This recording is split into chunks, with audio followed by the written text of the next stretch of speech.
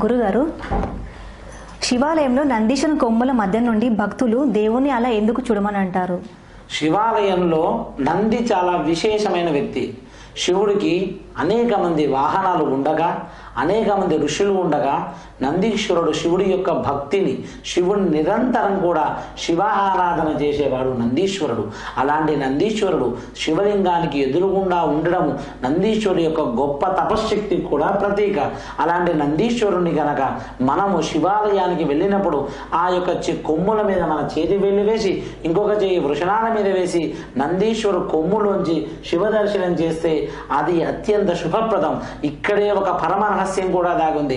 ఎవరైతే ప్రాతకాల మాధ్యాహ్నకాల సమయంలో మాత్రమే అలా దర్శనం చేస్తే చాలా విశేషమైన ఫలితం ఉంటుంది. శివాలయంలో అష్టమూర్తి స్వరూపంగా ఉంటుంది. అందులో నందీశ్వరుడు ప్రథమ పాత్ర పోషిస్తాడు. కాబట్టి శివాలయంలోకి వెళ్ళిన వెంటనే భక్తులు ఎవరైనా కూడా ముందుగా నంది కొమ్ముల మధ్యలోంచి ఈశ్వరుని చూడాలి. ఆ తర్వాత చాలా మంది చేసే చిన్న చిన్న తప్పిదాలు ఏంటంటే, స్వామి దగ్గర కుంకుమ పెడతారు, నందీశ్వరుడు అలా ఎప్పుడూ పెట్టకూడదు. నందీశ్వరుడు పక్కన దీపం కూడా వెలిగించకూడదు.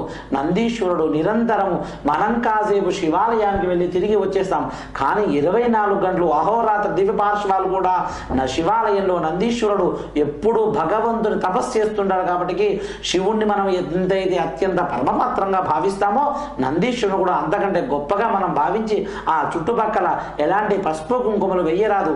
ఈశ్వరుని ఎంత సమభావ దృష్టితో చూస్తుంటామో నందీశ్వరుడు కూడా అదే సమభావతో దృష్టితో చూడాలి. అలా కాకుండా భక్తులు చిన్న చిన్న తప్పిదాలు చేస్తారు. ప్రసాదం తీసుకుంటారు, ఇష్టం లేదని కొంతమంది ఉపవాసాలు అక్కడ పెడతారు. అలా పెట్టకూడదు ఎప్పుడు కూడా. అలాగే స్వామి మీద పసుపు కుంకుమని, కార్తీక మాసం వస్తే శివాలయాల చుట్టూ ఎక్కడ దీపం వెలిగించాలో తెలియక ఆ నందీశ్వరుడు చుట్టూ దీపం అలా ఎన్నటికీ చేరాదు. శివాలయ ప్రాకారంలో గోపురం దగ్గర కానీ శివాలయ ఆవరణలో దీపం వెలిగించాలి తప్ప నందీశ్వరుని పరమ పవిత్రంగా చూస్తే శివుడు కూడా ప్రీతి చెందుతాడు. అందుకే నందీశ్వర నమస్తుభ్యం సాంబాదాయక నమోస్తుతే. శివ దర్శనం చేసే ముందు నందీశ్వర ప్రార్థన చేసి కనుక శివ దర్శనం చేస్తే శివుడి యొక్క అనుగ్రహం పరిపూర్ణంగా లభిస్తుంది.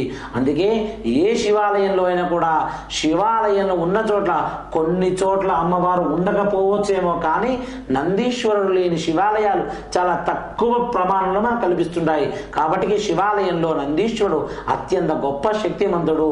నందీశ్వరుడు కొమ్ముల మధ్యలోంచి గనక శివ దర్శనం చేస్తే అహో కైలాసంలో శంకర దర్శనం చేసిందండి ఆ పుణ్య ప్రసాదం కూడా మనకు లభిస్తుంది.